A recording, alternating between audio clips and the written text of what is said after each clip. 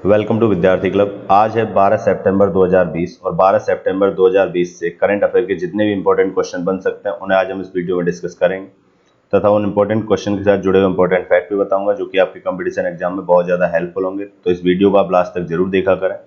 Video के last में मैं आपसे एक क्वेश्चन पूछूंगा जिसका आंसर आपको डिस्क्रिप्शन में कमेंट बॉक्स में लिखना है। आज की करंट अफेयर की पीडीएफ भी आप डाउनलोड कर सकते हैं, डिस्क्रिप्शन में लिंक दी हुई है।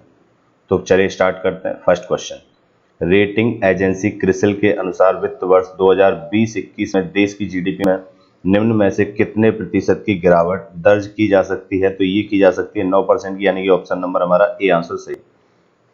तो 9% की गिरावट पूरे वर्ष में, वित्त वर्ष में 2020-21 में, वित्त वर्ष चालू कब से होता है? 1 अप्रैल से, और खत्म कब होता है? 31 मार्च को। तो पूरे वर्ष में लगभग 9% की गिरावट दर्ज की जा सकती है। और ये जो रेटिंग दी गई है वो किसके द्वारा दी गई है? तो रेटिंग एजेंसी क्रिसिल। अब क्रिसिल कहाँ की कंपनी है? तो एक भारत की कंपनी है। कहाँ की कंपनी है ये? भारत की कंपनी है, जो कि रेटिंग जारी करती है किस क्षेत्र में? आर्थिक स्थिति के क्षेत्र में। तो इसके अनुसार 9% की गिरावट दर्ज की जा सकती है पूरे वर्ष में। जबकि मैंने आपको हाल ही में बताया था कि हाल ही में पहली तिमाही में वित्त वर्ष की भारत सरकार द्वारा जो जारी आंकड़े किए गए हैं उसमें पहली तिमाही में यानी जून तिमाही में जीडीपी में 23.9% की जबरदस्त गिरावट आई है। इसी के अनुसार क्रिसिल के द्वारा ये रेटिंग जारी की गई है और इसमें लगभग कितनी गिरावट आ सकती है? 9%। जीडीपी मतलब सकल घरेलू उत्पाद, यानी कि ग्रॉस डोमेस्टिक प्रोडक्ट। अब देखिए, बात अगर क्रिसिल की आई तो क्रिसिल के बारे में मैं आपको बता देता हूँ। क्रिसिल एक भारतीय कंपनी है जिसकी स्थापना 1987 में हुई थी। प्रेजेंट टाइम पर जो इसके सीईओ हैं वो आशु सुयास है। कौन? आशु सुयास। तो हेडक्वार्टर इसका कहाँ पर है? मुंबई में। तो इतना इसके बारे में आपको पता होना चाहिए। नेक्स्ट क्वेश्चन, बॉलीवुड के किस एक्टर को नेशनल स्कूल ऑफ ड्रामा का प्रमुख नियुक्त किया गया है? तो नेशनल स्कूल ऑफ ड्रामा के प्रमुख नियुक्त हुए हैं परेश रावल, यानी कि ऑप्शन नंबर हमारा इसका सी आंसर सही आंसर है। तो परेश रावल बॉलीवुड के जाने माने एक्टर हैं जिनको हाल ही में नेशनल स्कूल ऑफ ड्रामा का प्रमुख यानी कि अध्यक्ष नियुक्त किया गया है। और ये जो अध्यक्ष नियुक्त हुए हैं ये कितने वर्ष के लिए हुए हैं? तो ये 4 साल के लिए हुए हैं और 2017 से ये पद क्या था? खाली था। नेक्स्ट क्वेश्चन, आर्थिक स्वतंत्रता सूचकांक में भारत को कौन सा स्थान प्राप्त हुआ है? तो इसमें जो भारत को स्थान प्राप्त हुआ है वो हुआ है 105वां स्थान, यानी कि ऑप्शन नंबर हमारा ए आंसर सही आंसर है। तो 105वां स्थान भारत को प्राप्त हुआ है किसमें? आर्थिक स्वतंत्रता सूचकांक में। जबकि पिछले वर्ष ये था 79वें स्थान पर। कौन से स्थान पर? 79वें स्थान पर। और इस वर्ष से कौन से स्थान पर चला गया है? 105वें स्थान पर ये चला गया है। भारत आर्थिक स्वतंत्रता सूचकांक में आखिर ये जो पायदान है ये गिरा क्यों इतनी गिरावट आई? तो ये गिरावट आने का मुख्य कारण है कि भारत में भारत सरकार का हाल ही में पिछले वर्ष से बहुत ज्यादा विरोध हो रहा है। कभी 370 को लेके, तो कभी 3 तलाक को लेके, तो कभी राम मंदिर को लेके। क्योंकि आर्थिक स्वतंत्रता यानी कि आर्थिक स्थिति में क्या होनी चाहिए? स्वतंत्रता होनी चाहिए, यानी कि बिजनेस के लिए स्वतंत्रता होनी चाहिए। कम से कम गवर्नमेंट के कानून और नियम उन पर रोक टोक लगाएं। तो इसी के तहत ये सूचकांक जारी किए जाते हैं। तो रिपोर्ट के मुताबिक पिछले 1 वर्ष में सरकार के आकार, न्यायिक प्रणाली और संपत्ति के अधिकार, वैश्विक स्तर पर व्यापार की स्वतंत्रता, वित्त, श्रम और व्यवसाय के विनियमन जैसी कसौटियों पर भारत की स्थिति थोड़ी खराब हुई है। भारत पिछले साल 79वें स्थान पर था, लेकिन इस साल कौन से स्थान पर पहुंच गया है? 105वें स्थान पर। इस आर्थिक स्वतंत्रता सूचकांक में जो दुनिया का पहला नंबर का देश है वो हांगकांग है और दूसरे नंबर का देश है सिंगापुर। कौन सा? पहला हांगकांग और दूसरा कौन सा है? सिंगापुर। जबकि अगर हम चाइना की बात करें तो चाइना 124वें नंबर पर इस पे आया है। कौन से नंबर पर? 124वें नंबर पर। तो इतना आपको इनके बारे में पता होना चाहिए। नेक्स्ट क्वेश्चन, कर्मचारी भविष्य निधि संगठन ईपीएफओ ने अपने खाता धारकों की दुर्घटना या बीमा से होने वाली मौत के कारण उनके नॉमिनी को कितने लाख रुपए का बीमा देने की घोषणा की है? तो ये घोषणा की गई है 7 लाख की, यानी कि ऑप्शन नंबर हमारा इसका सी आंसर सही आंसर है। तो ईपीएफओ के द्वारा अब किसी अपने खाता धारक की दुर्घटना से या बीमारी से अगर मौत हो जाती है तो उसके नॉमिनी को कितने लाख रुपए दिए जाएंगे? 7 लाख रुपए दिए जाएंगे। अब देखिए, बात आई है ईपीएफओ की। तो ये जो ईपीएफओ है ये है क्या? तो ये कर्मचारी भविष्य निधि संगठन है। तो कोई भी कर्मचारी जो किसी कंपनी में काम करता है तो उसका एक हिस्सा ईपीएफओ में क्या किया जाता है? जमा। जो जरूरत पड़ने पे खाता धारक उसे क्या कर सकता है? निकाल सकता है। जैसे अभी जो कर्मचारी कोविड-19 से पहले काम किया करते थे वो कोविड-19 के समय अपनी जरूरतों को पूरा करने के लिए इसके अकाउंट से क्या निकालते हैं? पैसा निकालते हैं। लेकिन अब ये जो खाता धारक कोई दुर्घटना या बीमारी से अगर मौत हो जाती है तो उनकी नॉमिनी को कितने लाख रुपए दिए जाएंगे? 7 लाख रुपए दिए जाएंगे। अब ईपीएफओ की फुल फॉर्म आपको पता होनी चाहिए, तो इसकी फुल फॉर्म है employees provident fund organisation, employees provident fund organisation, जिसका गठन हुआ था 1952 में। अब ये किस मंत्रालय के अधीन काम करता है? तो labour and employment government of India के अधीन ये काम करता है, यानी कि श्रम विभाग के अंतर्गत ये क्या करता है, काम करता है। 4 मार्च 1952 में इसका क्या हुआ था, गठन हुआ था। हेडक्वार्टर इसका न्यू दिल्ली में। प्रेजेंट टाइम पर इसके सेंट्रल प्रोविडेंट फंड कमिश्नर जो है वो सुनील भरतवाल है। कौन? सुनील भरतवाल। तो इतना आपको इसके बारे में पता होना चाहिए। नेक्स्ट क्वेश्चन, केंद्र सरकार ने किस राज्य में 971 करोड़ रुपए की लागत वाली मुंगेर भागलपुर राष्ट्रीय राजमार्ग सड़क के निर्माण की मंजूरी दे दी है? तो ये जो नगर की सड़क के निर्माण की मंजूरी दी गई है, ये दी गई है बिहार में, यानी कि ऑप्शन नंबर हमारा इसका बी आंसर सही आंसर है। तो बिहार में 971 करोड़ रुपए की लागत वाली एक राष्ट्रीय राजमार्ग सड़क बनाने की निर्माण की घोषणा की है। कौन सी? मुंगेर भागलपुर। मुंगेर से भागलपुर राष्ट्रीय राजमार्ग बनाया जाएगा, जिस पर 120 किलोमीटर लंबी ये क्या होगी, परियोजना होगी, जो कि मुंगेर भागलपुर त्रिपेटी कहलगांव खंड पर कंक्रीट सड़क निर्माण के प्रस्ताव का ये आयोजन है, यानी कि इसी के तहत इसे मंजूरी दी गई है। किसके द्वारा? केंद्र सरकार के द्वारा। तो ये कहां पे दिया गया? बिहार में। अब देखिए, बात अगर बिहार की आई है तो बिहार के बारे में आपको पता होना चाहिए। ये जो आप राज्य देख रहे हैं, कौन सा राज्य? बिहार। किन किन राज्यों से अपनी सीमा साझा करता है? तो उत्तर प्रदेश, इधर झारखंड और इधर पश्चिम बंगाल, इतने राज्यों से सीमा साझा करता है। इधर क्या है? नेपाल। नेपाल से भी ये क्या करता है, अपनी सीमा साझा करता है। अब बिहार का जो जनसंख्या घनत्व है वो सभी राज्यों में सबसे ज्यादा है। बिहार का जो जनसंख्या घनत्व वो क्या है? सबसे ज्यादा है, सबसे ज्यादा डेंसर है ये। इसमें अगर हम बात करें तो इसकी जो राजधानी है वो पटना है। प्रेजेंट टाइम पर इसके गवर्नर फगू चौहान है, चीफ मिनिस्टर नीतीश कुमार है। विधानसभा यहाँ की जो है उसमें 243 सीटें और विधान परिषद में 75 सीटें, राज्यसभा में 16 सीटें और लोकसभा में 40 सीटें हैं। एरिया रैंक वाइज ये तीसरे स्थान पर आता है। कौन से? पॉपुलेशन रैंक वाइज ये तीसरे स्थान पर आता है और एरिया रैंक में ये 12वें स्थान पर आता है। यहाँ की जो लोकल लैंग्वेज है वो बिहारी है। कौन सी? बिहारी। जबकि आधिकारिक भाषा यहाँ की कौन सी है? हिंदी। तो इतना आपको बिहार के बारे में पता होना चाहिए। नेक्स्ट क्वेश्चन की ओर बढ़ते हैं। हिंद प्रशांत क्षेत्र में सहयोग बढ़ाने के उद्देश्य से हाल ही में भारत, ऑस्ट्रेलिया और किस देश के बीच त्रिपक्षीय वार्ता का आयोजन किया गया है? तो ये जो त्रिपक्षीय वार्ता का आयोजन हुआ है वो भारत, ऑस्ट्रेलिया और किस देश के बीच किया गया, ये आपसे पूछा गया है। तो इसका आंसर हो जाएगा फ्रांस, यानी कि ऑप्शन नंबर हमारा सी आंसर सही है। तो हाल ही में भारत, ऑस्ट्रेलिया और फ्रांस ने मिलकर त्रिपक्षीय वार्ता का आयोजन किया है। किस क्षेत्र में? हिंद प्रशांत क्षेत्र में सहयोग बढ़ाने के उद्देश्य से। जो हिंद प्रशांत महासागर है उस क्षेत्र में सहयोग बढ़ाने के उद्देश्य से ये किया गया है। तो ये इंडो पैसिफिक क्षेत्र में सहयोग बढ़ाने पर ध्यान केंद्रित करेगा और इसके तहत क्या होगा कि बैठक में हिंद प्रशांत क्षेत्र में जितना भी व्यापारिक उद्देश्य होते हैं उनको ये पूरा करेंगे। तो उद्देश्य भी वही है कि इनकी जो वार्ता का आयोजन हुआ है वो विदेश मंत्रालय द्वारा हुआ है और इस बैठक के दौरान मुख्य तौर पर इंडो पैसिफिक क्षेत्र में सहयोग बढ़ाने पर ध्यान केंद्रित किया गया है। अब बात फ्रांस की आई है। देखिए, मैं फ्रांस के बारे में आपको बता देता हूं। ये जो आप देश देख रहे हैं, ये कौन सा देश है? फ्रांस। कौन सा देश है? फ्रांस। और फ्रांस किस महाद्वीप में पड़ता है? तो ये यूरोप महाद्वीप में आता है। कौन से महाद्वीप में आता है? यूरोप महाद्वीप में आता है। फ्रांस की जो राजधानी है वो कौन सी है?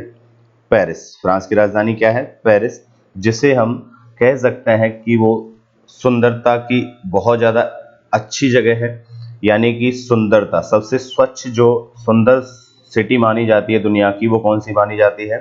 पेरिस मानी जाती है। इसकी जो ऑफिशियल लैंग्वेज है वो क्या है? फ्रेंच है।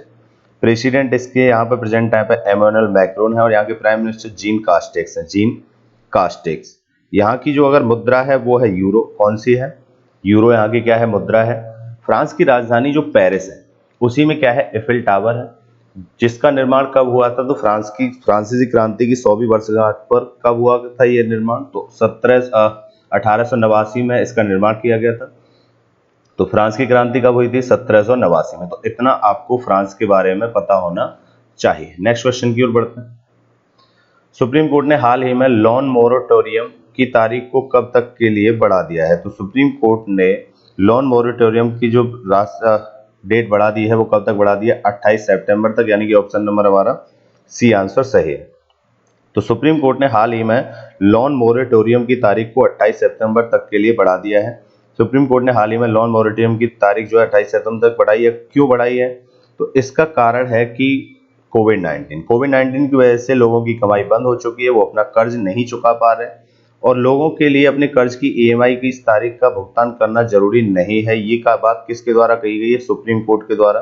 और 2 हफ्ते का ये समय लिया गया है किसके लिए? केंद्र सरकार के लिए। केंद्र सरकार इसमें कोई ना कोई योजना बनाए। इसके तहत होता क्या है? लोन मोरेटोरियम के तहत अगर कोई समय से अपना लोन वापस नहीं करता है तो उसका जो अकाउंट है वो एक तरीके से इलीगल घोषित कर दिया जाता है। तो ये बात जो कही गई है वो किसके द्वारा कही गई है? सुप्रीम कोर्ट के द्वारा। नेक्स्ट क्वेश्चन, किस राज्य सरकार ने हाल ही में आई रखवाली मोबाइल ऐप को लॉन्च किया है? तो आई रखवाली जो मोबाइल ऐप लॉन्च किया गया है वो किया गया है किसके द्वारा? पंजाब के द्वारा, यानी कि ऑप्शन नंबर हमारा ए आंसर इसका सही आंसर। तो पंजाब सरकार ने राज्य में हरियाली बनाए रखने और पंजाब में पर्यावरण संरक्षण के लिए आई रखवाली ऐप को लॉन्च किया है। यह ऐप लोगों की अधिक से अधिक पेड़ लगाने और ग्रीनरी सेवियर्स बनाने के लिए प्रेरित करेगा और इस ऐप का उपयोग पेड़ों की अवैध कटाई के साथ साथ वनों को किसी भी तरह की क्षति से रोकने के लिए भी किया जा सकता है। अब देखिए, बात अगर पंजाब की आई है तो पंजाब के बारे में आपको बता देता हूँ। ये जो आप राज्य देख रहे हैं ये कौन सा राज्य है? पंजाब। जो किन किन राज्यों से अपनी सीमा साझा करता है? तो राजस्थान, हरियाणा, हिमाचल प्रदेश और जम्मू कश्मीर। इन राज्यों से क्या करता है? अपनी सीमा साझा करता है। और यहाँ पाकिस्तान से भी अपनी क्या करता है? सीमा साझा करता है। पंजाब की जो राजधानी है वो आपको पता होनी चाहिए। तो पंजाब की राजधानी क्या है? चंडीगढ़। क्या राजधानी है उसकी? चंडीगढ़। पंजाब में ही स्वर्ण मंदिर है, पंजाब के अमृतसर में। जलियांवाला हत्याकांड भी कहाँ हुआ था? अमृतसर में ही हुआ था। कब हुआ था? 1919 में। यहाँ की जो राजधानी है वो चंडीगढ़ है। लार्जेस्ट सिटी लुधियाना है। प्रेजेंट टाइम पर गवर्नर वीपी सिंह बदनौर हैं और यहाँ के चीफ मिनिस्टर प्रेजेंट टाइम पर अमरिंदर सिंह, जो कि किससे हैं? कांग्रेस से। यहाँ की जो विधानसभा सीटें उसमें 117 सीटें हैं, लोकसभा सीटें 13, राज्यसभा सीटें कितनी है यहाँ पर? 7। यहाँ की जो लैंग्वेज है वो कौन सी है? पंजाबी। तो इतना आपको पंजाब के बारे में पता होना चाहिए। नेक्स्ट क्वेश्चन, कौन सी कंपनी 200 अरब डॉलर का मार्केट कैप हासिल करने वाली देश की पहली कंपनी बन गई है? तो 200 अरब डॉलर का जो मार्केट कैप हासिल किया है वो किया रिलायंस इंडस्ट्रीज ने, यानी कि ऑप्शन नंबर हमारा इसका बी आंसर सही है। तो रिलायंस इंडस्ट्रीज द्वारा 200 अरब डॉलर का मार्केट कैप कर प्राप्त करने वाली भारत की पहली कंपनी बन गई है। कौन सी कंपनी बन गई है? पहली कंपनी बन गई, यानी कि 200 अरब डॉलर का मार्केट कैप इन्होंने क्या किया है? हासिल किया है। अब देखिए, रिलायंस जो कंपनी है वो आपको पता है जो कि मुंबई में स्थित है और किसकी? मुकेश अंबानी की ये क्या है? कंपनी है। इसमें हो क्या रहा है दरअसल कि इसके जो शेयर्स हैं वो काफी लोगों के द्वारा हाल ही में खरीदे गए। जैसे 22 अप्रैल में फेसबुक ने 43,573 करोड़ रुपए में 9.99% हिस्सेदारी इसकी खरीदी थी। 4 मई को सिल्वर लेक ने 5,655 करोड़ रुपए में 1.15% हिस्सेदारी खरीदी। तो बहुत सी कंपनियों ने इसकी हिस्सेदारी खरीदी है, जिसकी वजह से इसका मार्केट कैप काफी हो गया है हाई, जो कि कितना हो गया? 200 अरब डॉलर। तो जिसके मालिक जो है मुकेश अंबानी, जो कि दुनिया के 6ठे सबसे धनी व्यक्ति हैं प्रेजेंट टाइम पर। नेक्स्ट क्वेश्चन, किस विभाग द्वारा 5 स्टार विलेज योजना शुरू की गई है? तो 5 स्टार विलेज योजना जो शुरू की गई है वो की गई है किस विभाग द्वारा? डाक विभाग द्वारा। किस विभाग द्वारा? डाक विभाग द्वारा, यानी कि ऑप्शन नंबर हमारा इसका सी आंसर सही आंसर होगा। तो इंडिया पोस्ट यानी कि डाक विभाग द्वारा 5 स्टार विलेज योजना शुरू की गई है। यह योजना भारत के ग्रामीण क्षेत्रों में प्रमुख डाक योजनाओं की सार्वभौमिक कवरेज यानी कि 100% कवरेज सुनिश्चित करती है। इस योजना को सबसे पहले किस राज्य में लागू किया जाएगा? तो वो भी आपको पता होना चाहिए, वो भी अपने आप में एक क्वेश्चन है। तो इस योजना को सबसे पहले महाराष्ट्र में लागू किया जाएगा तथा प्रत्येक जिले के 50 गांवों को 2020-2021 के दौरान इससे क्या किया जाएगा? कवर किया जाएगा। किसके द्वारा? डाक विभाग के द्वारा। अब देखिए, अगर डाक विभाग की बात आई है तो डाक विभाग के बारे में आपको बहुत सारी चीजें पता होनी चाहिए। भारत में जो डाक विभाग की शुरुआत की गई थी वो कब की गई थी? 1854 में। किसके द्वारा? लॉर्ड डलहौजी के द्वारा। किसके द्वारा? 1854 में लॉर्ड डलहौजी प्रेजेंट टाइम पे भारत के क्या थे? गवर्नर जनरल थे। ठीक है, तो लॉर्ड डलहौजी के द्वारा 1854 में इसकी क्या की गई थी? शुरुआत की गई थी। इसका हेडक्वार्टर न्यू दिल्ली में है। इसके जो अगर हम बात करें मिनिस्टर जो रिस्पॉन्सिबल है इसके लिए प्रेजेंट टाइम पर, वो कैबिनेट मिनिस्टर फॉर कम्युनिकेशंस के हैं कौन, रविशंकर प्रसाद। तो इतना आपको इसके बारे में पता होना चाहिए। नेक्स्ट क्वेश्चन की बात करते हैं। डिजिटल भुगतान सूचकांक की लॉन्च करने की घोषणा किसके द्वारा की गई है? तो डिजिटल भुगतान सूचकांक की जो लॉन्च करने की घोषणा की गई है वो की गई है किसके द्वारा? भारतीय रिजर्व बैंक, यानी कि ऑप्शन नंबर हमारा इसका ए आंसर से, यानी कि आरबीआई। तो आरबीआई द्वारा डिजिटल भुगतान सूचकांक लॉन्च करने की घोषणा की गई है। अब ये डिजिटल जो भुगतान सूचकांक है भारतीय रिजर्व बैंक द्वारा जारी किए जाएंगे और इसके तहत होगा क्या? तो इसकी जो घोषणा की गई है वो 10 सितंबर 2020 को आरबीआई द्वारा की गई है। इससे फायदा क्या है? तो इसके सूचकांक भुगतान के डिजिटलीकरण की सीमा का प्रभावी ढंग से आकलन करेगा। और प्रमुख पॉइंट अगर हम बात करें तो इसमें क्या है, यह विभिन्न डिजिटल भुगतान मोड के प्रवेश और गहनता के बारे में सटीक आकलन करेगा। यह डिजिटल खाई के अंतर को भी बांटने का काम करेगा। तो बहुत सारी चीजें हैं जिनका ये काम करेगा डिजिटल भुगतान सूचकांक, यानी कि डिजिटल क्षेत्र में जो भुगतान हो रहा है उसका सूचकांक तैयार किया जाएगा किसके द्वारा? आरबीआई के द्वारा। अब देखिए बात अगर आरबीआई की आई है तो आरबीआई के बारे में आपको पता होना चाहिए। आरबीआई मतलब रिजर्व बैंक ऑफ इंडिया, जो कि भारत का एकमात्र केंद्रीय बैंक है जो कि रुपए यानी कि मुद्रा भी जारी करता है, केवल 1 रुपए की मुद्रा को छोड़कर, क्योंकि 1 रुपए की मुद्रा किसके द्वारा होती है जारी? वित्त मंत्रालय के द्वारा। बाकी सभी किसके द्वारा जारी होती है? आरबीआई के द्वारा। आरबीआई का गठन हुआ था 1 अप्रैल 1935 में, जबकि इसका राष्ट्रीयकरण 1949 में किया गया था। हेडक्वार्टर इसका मुंबई में है। प्रेजेंट टाइम पे जो इसके गवर्नर है वो शक्तिकांत दास हैं, जो कि 25वें नंबर के इसके गवर्नर है। फर्स्ट जो थे वो कौन थे 1935 में? Sir Osborne Smith. कौन? Sir Osborne Smith. तो इतना आपको आरबीआई के बारे में पता होना चाहिए। Next question. हाल ही में बाल मृत्यु दर में स्तर और रुझान की रिपोर्ट किसके द्वारा जारी की गई है? तो ये जो जारी की गई है ये की गई है संयुक्त राष्ट्र संघ के द्वारा, यानी कि ऑप्शन नंबर हमारा डी आंसर इसका सही। तो संयुक्त राष्ट्र संघ यानी कि यूएनओ, यानी कि यूनाइटेड नेशंस ऑर्गेनाइजेशन के द्वारा बाल मृत्यु दर में स्तर और रुझान की रिपोर्ट जारी की गई है किसके द्वारा? संयुक्त राष्ट्र संघ के द्वारा। अब देखिए ये जो बात आई है कि बाल मृत्यु दर में स्तर यानी कि और रुझान की जो रिपोर्ट है इसके तहत होता क्या है? तो बाल मृत्यु दर में सबसे ज्यादा किस देश में बाल्यावस्था में बच्चों की मृत्यु होती है, तो उसी के तहत ये रिपोर्ट जारी की जाती है। इसके फायदे क्या हैं? तो इसके फायदे ये हैं कि किसी भी देश में ये निर्धारित किया जा सकता है कि बचपन में कितने बच्चों की मृत्यु हो जाती है। मृत्यु होने के कारण क्या होते हैं? परवरिश, सही रूप से टीके ना लगना, सही रूप से परवरिश ना होना, सही रूप से भोजन ना मिल पाना, ये सारी चीजें उसमें रहती हैं। तो ये जो डेटा जारी किया गया है ये किसके द्वारा जारी किया गया है? तो ये संयुक्त राष्ट्र संघ के द्वारा किया गया है। ठीक है, अब बात आई है संयुक्त राष्ट्र संघ की। तो देखिए इसके बारे में मैं आपको बता देता हूँ। संयुक्त राष्ट्र संघ मतलब यूनाइटेड नेशंस ऑर्गेनाइजेशन, जिसकी स्थापना आपको पता होनी चाहिए कब हुई थी। इससे बहुत ज्यादा इंपॉर्टेंट क्वेश्चन पूछे जाते हैं। तो इसकी जो स्थापना की गई थी वो की गई थी कब? 24 अक्टूबर 1945 में। 24 अक्टूबर 1945 में। इसीलिए संयुक्त राष्ट्र दिवस भी कब मनाया जाता है? प्रतिवर्ष 24 अक्टूबर को। प्रेजेंट टाइम पर जो इसके सेक्रेटरी जनरल हैं वो है एंटोनियो गुटेरेस, यानी कि महासचिव इसके कौन है? Antonio Guterres. जबकि पहले कौन थे? त्रिगवेली। कौन थे पहले? त्रिगवेली। इसमें टोटल सदस्य देशों की संख्या 193, जिसमें दक्षिणी सूडान को सबसे लास्ट में जोड़ा गया था। जिसमें अगर हम बात करें तो 5 स्थायी सदस्य होते हैं और 5 अस्थायी सदस्य होते हैं। और 5 स्थायी सदस्यों में भी आपको पता होना चाहिए कि कौन कौन से परमानेंट कंट्री हैं जो कि इसमें आती हैं और कौन कौन से टेम्परेरी हैं। तो भारत को भी टेम्परेरी में हाल ही में जोड़ा गया है। और वो जो 5 देश हैं उनके बारे में कई बार बता चुका हूं, तो वीडियो को पॉज करो और वो 5 देश लिखो जिनके पास वीटो पावर है, जो स्थायी सदस्य हैं किसके? संयुक्त राष्ट्र संघ के। Next question. प्रतिवर्ष विश्व आत्महत्या रोकथाम दिवस कब मनाया जाता है? तो प्रतिवर्ष विश्व आत्महत्या जो रोकथाम दिवस मनाया जाता है वो मनाया जाता है कब? 10 सितंबर को, यानी कि ऑप्शन नंबर हमारा इसका बी आंसर सही आंसर है। तो प्रतिवर्ष 10 सितंबर को मनाया जाता है विश्व आत्महत्या रोकथाम दिवस। तो 10 सितंबर को इस बार विश्व आत्महत्या रोकथाम दिवस मनाया गया है।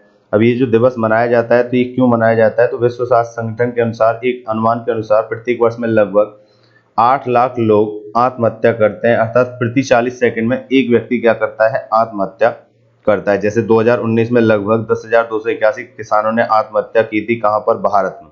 कहाँ पर हत्या की थी? भारत में। अब इसको रोकथाम के लिए क्या किया जाता है? वर्ष 2003 से प्रतिवर्ष 10 सितंबर को विश्व आत्महत्या रोकथाम दिवस मनाया जाता है। इसकी जो थीम है वो भी आपको पता होना चाहिए कि इसकी जो थीम है इस बार क्या रही है। विश्व आत्महत्या रोकथाम दिवस की जो थीम रखी गई है वो क्या रखी गई है?